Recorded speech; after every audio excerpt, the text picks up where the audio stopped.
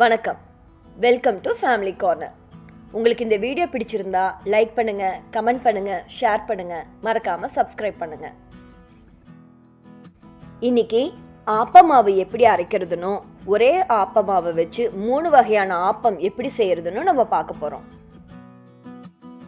ஆப்பமாவு அரைக்கிறதுக்கு நம்ம 3 கப் இட்லி அரிசி, 1 கப் பச்சரிசி, 1/4 கப் உளுந்தம்பருப்பு, 1 டீஸ்பூன் வெந்தயம், இது எல்லாத்தையுமே நல்லா அலசிட்டு 4 மணி நேரம் ஊற வச்சுக்க போகிறோம்.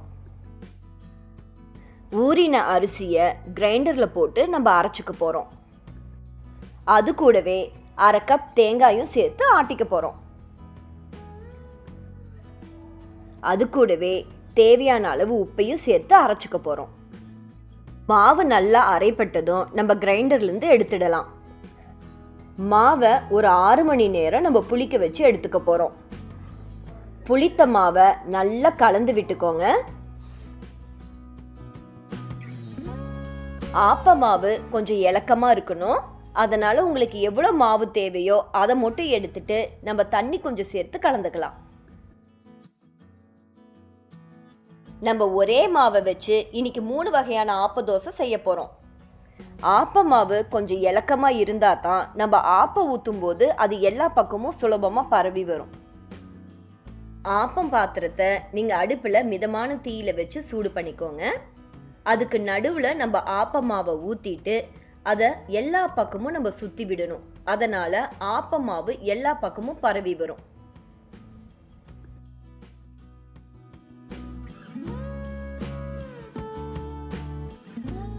மாவு எல்லா பக்கமும் பரவினதுக்கு அப்புறமா நம்ம ஒரு மூடியை போட்டு மூடிடுறோம்.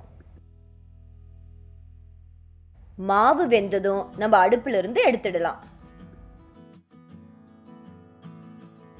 முட்டை ஆப்பம் பண்றதுக்கு ஒரு முட்டையை ஒரு பாத்திரத்தில் எடுத்து நல்லா அடிச்சுக்கோங்க. ஆப்பம் பாத்திரத்துல நீங்க நடுவுல மாவை ஊத்திட்டு எப்பயும் போல நம்ம ஃபுல்லா சுத்தி விடுறோம்.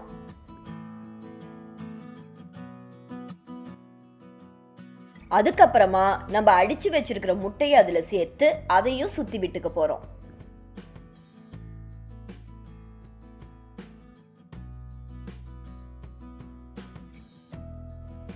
அதுக்கு மேல மிளகுத்தூளும் உப்பும் சேர்த்து தூவிக்க போறோம்.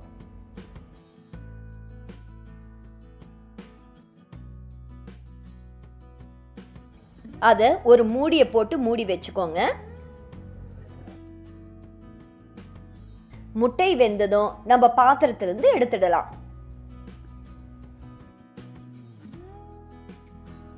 குழந்தைங்களுக்காக நம்ம டூட்டி ஃப்ரூட்டி ஆப்பம் செய்ய போறோம். அதுக்கு எப்பயும் போல நம்ம நடுவுல மாவை ஊத்தி ஃபுல்லா சுத்தி விட்டுக்க போறோம்.